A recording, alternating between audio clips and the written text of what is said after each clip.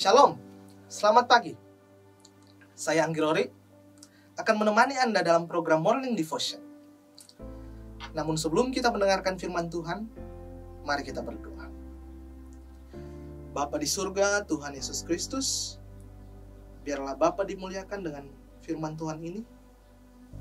Biarlah Bapa semakin besar dan anakmu ini semakin kecil. Bapa, Roh Kudus Tuhan kami perlukan. Kami berdoa dalam nama Tuhan Yesus Kristus. Amin. Oke saudara-saudara, saat ini saya ingin mengambil ayat di dalam Matius 24 ayatnya yang ke-12. Saudaraku yang kukasih, kalau kita baca di dalam Matius 24 ayatnya yang ke-12 mengatakan, dan karena makin bertambahnya kedurhakaan, maka kasih kebanyakan orang menjadi dingin. Di dalam Matius 24, di situ ada tema besar di situ. Kalau kita baca dalam pasal Matius 24, itu berbicara mengenai khotbah tentang akhir zaman, di mana Tuhan Yesus berbicara kepada murid-muridnya dan berkhotbah. Saudaraku,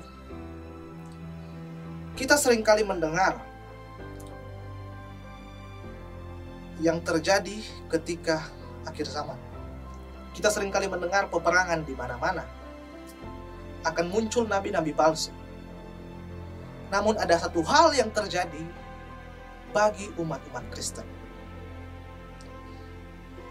Kalau kita baca dalam Matius 24 ayat 13 dan 14 mengatakan, tetapi orang yang bertahan sampai pada kesudahannya akan selamat.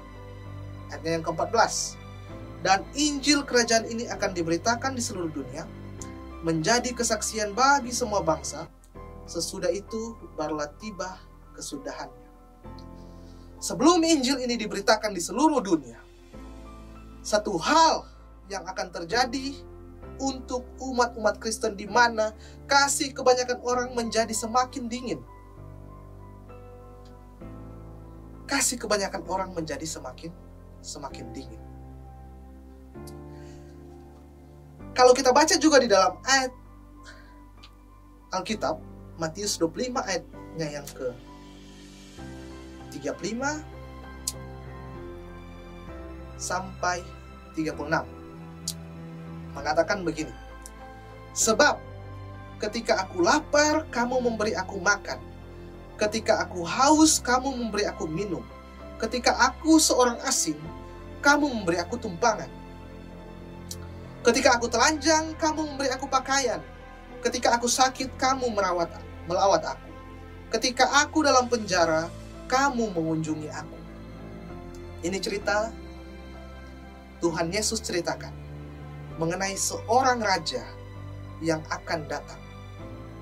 Dan kemudian ada dua kelompok yang terpisah, saudara-saudara. Kelompok yang pertama di sini disebutkan ada kambing dan ada domba. Di mana domba di sebelah kanan dan kambing di sebelah kiri. Dan sangat jelas di sini, saudara-saudara, bercerita mengenai kasih. Bercerita mengenai kasih. Di mana ketika Tuhan Yesus berkata, ketika dia lapar, kamu memberi aku makan. Ketika ia haus, kamu memberi aku minum. Dan bukan hanya itu, ketika aku sakit, kamu melawat aku. Ketika aku dalam penjara, kamu mengunjungi aku. Ini bercerita tentang kasih, saudara-saudara. Sekarang, mari kita fokus di dalam ayat tadi, Matius 24, ayatnya yang ke-12. Di dalam pasal ini, kasih kebanyakan orang menjadi dingin. Apalagi umat-umat Tuhan. Kasihnya menjadi dingin, saudara. Sebelum Tuhan Yesus datang kedua kali, ada dua kelompok. Di mana yang disebut kambing dan ada domba. Saya ingin mengajak saudara-saudara, Mari kita sebagai umat Kristen, kita sebagai umat Allah, mari kita mengasihi sesama kita. Karena ini sangat penting ketika Tuhan Yesus akan datang. Ada dua kelompok yang akan ada, kambing dan domba. Dan Tuhan Yesus menyambut akan domba-domba yang mengenal akan suara Tuhan. Dan saudara, kasih ini merupakan karakter Tuhan. Tuhan datang, Dia menunjukkan kasih-Nya kepada kita. Bagaimana dengan karakter kita? Untuk masuk dalam kerajaan Allah, kita harus memiliki karakter Tuhan. Dan pada akhir zaman ini, mari kita tetap teguh. Jangan kita menjadi kelompok kambing, tapi marilah kita menjadi kelompok domba, di mana kasih tidak pernah mati. Karena Tuhan selalu mengasihi kita, saudara-saudara. Ada satu ayat yang saya ingin bacakan.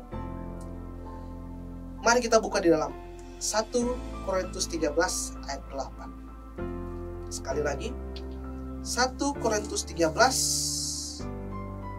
ayatnya yang ke-8. 1 Korintus 13 ayatnya yang ke-8.